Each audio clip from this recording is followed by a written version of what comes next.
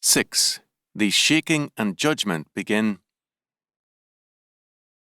And Ahab told Jezebel all that Elijah had done, and withal how he had slain all the prophets with the sword. And Jezebel sent a messenger unto Elijah, saying, So let the gods do to me, and more also, if I make not thy life as the life of one of them by tomorrow about this time. And when he saw that, he arose and went for his life, and came to Beersheba, which belongeth to Judah, and left his servant there. But he himself went a day's journey into the wilderness, and came and sat down under a juniper tree, and he requested for himself that he might die, and said, It is enough. Now, O Lord, take away my life, for I am not better than my fathers. And as he lay and slept under a juniper tree, behold, then an angel touched him, and said unto him, Arise and eat. And he looked, and behold, there was a cake baken on the coals, and a cruse of water at its head. And he did eat and drink, and laid him down again. And the angel of the Lord came again the second time, and touched him, and said, Arise and eat, because the journey is too great for thee. And he arose, and did eat and drink, and went in the strength of that meat 40 days and 40 nights unto Horeb, the mount of God. And he came thither unto a cave, and lodged there. And behold, the word of the Lord came to him, and he said unto him, What doest thou here, Elijah? And he said, I have been very jealous for the Lord God of hosts, for the children of Israel have forsaken thy covenant, thrown down thine altars, and slain thy prophets with the sword. And I, even I only, am left, and they seek my life to take it away. And he said, Go forth and stand upon the mount before the Lord. And behold, the Lord passed by, and a great and strong wind rent the mountains, and brake in pieces the rocks before the Lord. But the Lord was not in the wind, and after the wind an earthquake. But the Lord was not in the earthquake. And after the earthquake a fire, but the Lord was not in the fire. And after the fire a still small voice. And it was so, when Elijah heard it, that he wrapped his face in his mantle, and went out, and stood in the entering in of the cave. And behold, there came a voice unto him, and said, What doest thou here, Elijah? And he said, I have been very jealous for the Lord God of hosts, because the children of Israel have forsaken thy covenant, thrown down thine altars, and slain thy prophets with the sword. And I, even I only, am left, and they seek my life to take it away. And the Lord said unto him, Go, return on the way to the wilderness of Damascus, and when thou comest, anoint Hazael to be king over Syria, and Jehu the son of Nimshi shalt thou appoint to be king over Israel. And Elisha the son of Shaphat of Abel-Meholah shalt thou anoint to be prophet in thy room. And it shall come to pass that him that escapeth the sword of Hazael shall Jehu slay, and him that escapeth from the sword of Jehu shall Elisha slay. Yet I have left me 7,000 in Israel, all the knees of which have not bowed unto Baal, and every mouth which hath not kissed him. 1 Kings 19, 1-18. In the transfiguration of our Lord, the two men who appeared and talked with him were Moses and Elijah, Luke 9:30 following. Here it is Jesus Christ, the angel of the Lord, who appears to strengthen Elijah, 1 Kings 19:7, Isaiah 63:9. It is a mistake to assume that the events of this passage followed immediately after the miracle of Mount Carmel. The amazing miracle on the mountain had an immediate impact on the men of Israel.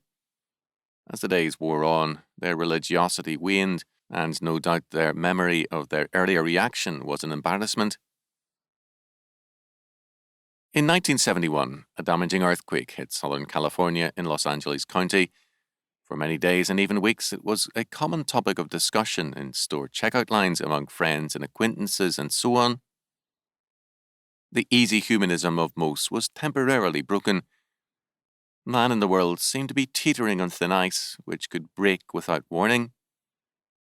Then the old humanistic unconcern reasserted itself, and the earlier fears gave way to an increasingly rarer memory of the earthquake, and a memory then sometimes tinged with amusement. What was Elijah doing after the miracle? He was no doubt preaching the Bible, the Torah. Nothing is more quickly tiresome and annoying to sinners than the law of God. No other gods, honouring parents, no adultery, no false witness, no theft, and so on. Strictly dull subjects as compared to miracles. Also, such a religion is unappealing alongside one which says in effect that man can eat his cake and have it too, or that adultery can sometimes be a good and wholesome act, even a religious one.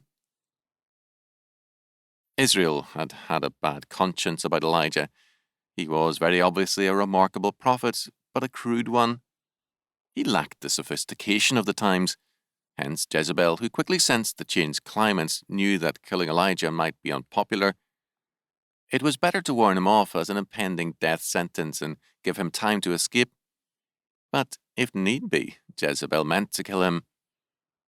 Elijah knew this and went for his life. It was not fear on Elijah's part that led him to flee, but rather discouragement and a loss of hope for Israel. We must never forget that the prophets loved the covenant and the covenant nation. The sins of Israel and Judah were an intense grief to them. The heart of Elijah's cry to God is not, "My life is threatened. It is enough now, O Lord. Take away my life, for I am not better than my fathers. I have no more succeeded than my fathers in the faith, the prophets before me, in arresting Israel's apostasy." This is the cause of Elijah's grief and the flagging of his will to live.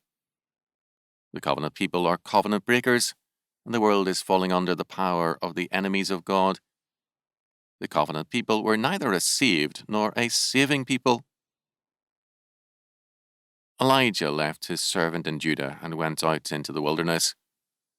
First Moses led God's people out of Egypt to Mount Sinai or Horeb, there to receive God's covenant law. The second Moses, Elijah, led Israel to Mount Carmel to witness the God who answers by fire, as he did at Sinai, Exodus 19:16. Moses and Elijah met with the third and great Moses, Jesus Christ, quote, and spake of his decease, literally Exodus, which he should accomplish at Jerusalem, Luke 9:31. The first Moses gave the law. The second set forth the judgment of the law. The third set forth the only justification possible for sinful man through the law imputation, atonement, and justification. In the wilderness, Elijah is miraculously fed by the third Moses, and he is miraculously sustained as he goes to Horeb or Sinai, to the place where Moses saw God, to the cave and to the mountain, Exodus 33:11, 18-23.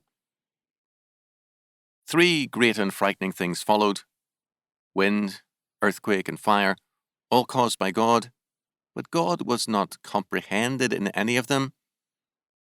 We are told specifically that the Lord was not in the wind, the earthquake, or the fire. Then comes the still small voice.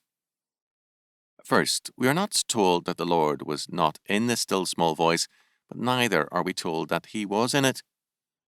Second, Snaith has pointed out that the Hebrew is literally a sound of a gentle stillness, that is, an eerie stillness, so still that it can be heard. The still small voice has been a favourite text with preachers, but the usual interpretations distort the meaning of this passage. Moreover, the plain fact is that both Moses' experience in seeing God and Elijah's are beyond our ability to fathom. We do know that at this point Elijah came to the mouth of the cave after covering his face. The wind, earthquake, and fire had heralded God's coming. The silence now announced it.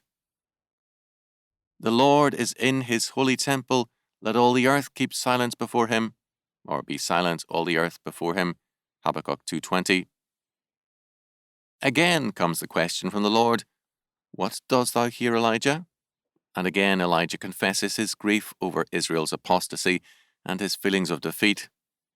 Those who hold the still small voice meant a change of directions for God and more spiritual ways of operation have read the text carelessly. What the Lord declares is that Israel now faces judgment, invasion by Hazael, and rebellion within by Jehu. Elijah's work will be carried on by Elisha. Even more, a remnant remains, 7,000, a number of fullness. All of God's elect are there. The future of the covenant is in them. The great wind which broke the rocks, the earthquake, and the fire symbolize the judgment going from the mountain of God, which is the law against covenant-breaking Israel. The Lord is not in Israel, but his judgment shall be.